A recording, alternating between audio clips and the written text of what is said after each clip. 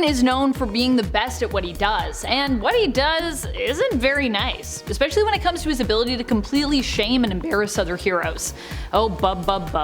Welcome back, Nerd Squad. I'm your host Amanda McKnight, and this is Top 10 Nerd. Join me as we count down the top 10 times Wolverine embarrassed other superheroes. Number 10. Deadpool has a breakthrough.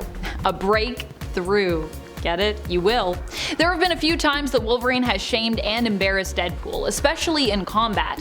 One such time, Deadpool was actually the one looking for a fight, and so Wolverine decided to oblige him. But he didn't just do that, he also gave him some pretty witty retorts as well. You see, Deadpool was made to believe that fighting Wolverine would help resolve some issues he has with his own past. And while Wolverine not only schooled him in combat, but also wisdom, at one point Deadpool asks Logan to dig deeper. Not knowing at the time what Wade is talking about at all, Wolverine responds with that deep enough murk as he stabs him through with his claws. Wolverine has always had some of the best mid-combat speeches and retorts. He also might have the mutant power of being able to leap and give you a whole speech during that one leap. Number 9. Namor gets beat in his own domain. Surprisingly, Wolverine has seemingly held his own against Namor more than once in the comics. One such time was when the two duked it out in Civil War. Their fight goes down in Wolverine's tie-in issues, mainly being featured in issue 45. Here, not only does Wolverine prove himself on land, but also in the sea, breaking into Atlantis and Namor's palace, and even managing to hold his own in combat against Namor's guards, fighting underwater. And Wolverine isn't usually the best at fighting underwater. He has an underwater suit of Iron Man's to aid him, but it doesn't seem to operate very smoothly for him. Despite this, he gets a few good hits in at Namor, punching him back for a joke that he made when he thought Wolverine was Iron Man about keeping Wolverine on a tighter leash. Yikes. In the end, Wolverine also proves himself to Namor, and despite their disagreement over who should get custody of the criminal Nitro, Namor meets him later at a bar to give Wolverine the information that he was looking for, which I think is pretty nice. And friends, before we move on to this next spot, if you are loving this list and you want to hear about more embarrassing moments that Wolverine has doled out, be sure to head on over to Facebook and click that like, because we are going to be putting up more content over there, and there'll be lots of good stuff for you in regards to Wolverine and other heroes. Number 8. Emma Frost's dirty secrets revealed. Dirty secrets. Actually, it's not that dirty. It's not that dirty of a secret in my mind, but you know. In this moment, it appeared to be, I guess, kind of dirty. During the first Civil War, Wolverine sets out on his own mission to capture Nitro, the one behind the start of the Civil War. Basically, the catalyst, if you will. He does this against the wishes of Cyclops and Emma Frost. When Emma and Cyc confront him about it in the 2003 Wolverine series in issue 46, the issue following the one with Namor, Emma threatens to basically mind wipe him back to a 3-year-old mental capacity. Wolverine responds by putting Emma in her place by 1, reminding her that the psi shields Professor X gave him protects him against her powers, and 2, by revealing that he knows she and Tony Stark, aka Iron Man, used to, team up. Well, Emma seems pretty shocked that Wolverine knows about this and is pretty embarrassed that he outed this previous relationship of hers to Scott. Her reaction is also interesting, as it's also during Civil War I, I believe, that she discloses that Scott does know of their relationship, of her relationship with Tony in the past, in a different comic. Although, you know, maybe this happened after that, but I do believe the issue where Emma brings it up is Civil War issue number 3, and I think that was released before this issue. But maybe the continuity in canon is different than the release order, or I just found a continuity error, and that's what that is. Number 7. Is Hulk really the strongest there is? Yes, he still is, I think. He is the strongest there is. But he's not always the smartest, as is proven here in this fight against Wolverine from Incredible Hulk issue 340. Now, it should be noted that in this fight, Wolverine is actually taking on the Grey Hulk, which isn't known for being one of the strongest personas or versions of the Hulk. But still, the impressive part here isn't so much even Wolverine's skill and strength as a fighter, although you're likely to be impressed by that somewhat still if you're so inclined, but the smarts and character development we see Wolverine display here. here. Wolverine accidentally picks a fight with Hulk by insulting him, unintentionally.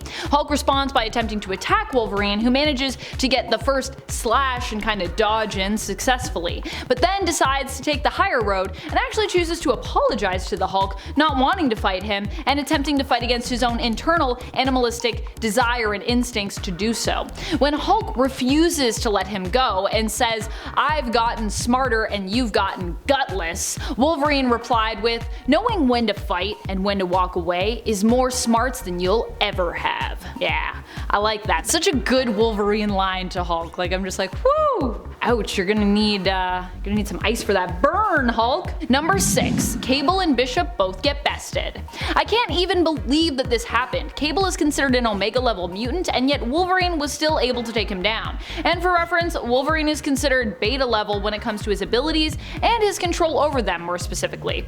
At least, I think he's still considered Beta level. He's definitely not Omega level, I'll tell you that much. Granted, Wolverine did have some help here from Bishop, and does at least choose to spare Cable during their fight as part of the Executioner song story. You see, he thinks that Cable is actually the one they're looking for, but really it's his evil twin Strife. Wolverine isn't quite ready to kill him dead though, not knowing about Strife, but he does have a small amount of doubt that stays in his head. So he's like, I'm just gonna hold off, because even though I think it's you, we don't know for sure. You're making me doubt it. Then when Bishop attempts to finish the job, because he's like, no way, we just hunted this guy down, we fought him, that's it, Wolverine in turn shows up Bishop by slicing his gun to pieces so that he can't actually kill Cable with it, telling him to cool off before getting another gun off the rack and getting back to sorting out this whole mess with Cable's currently very suspicious appearance and self. Even though, like we said, it's Strife, but we didn't know that yet. Or well, Wolverine didn't know that yet, at least. Number 5, Jean Grey gets more help than she bargained for. Jean gets more help than she asked for from Wolverine in this issue of X-Men. In fact, she didn't even really ask for his help to begin with, but she did complain about her ability to move freely in her outfit and her struggle to kind of like tear it so that she could move a little bit more freely. Which obviously was a classic mistake, because you know Logan is always more than happy to help Jeannie gain more mobility by maybe, you know, parting with pieces of her garment. Hey, he's just trying to help her out.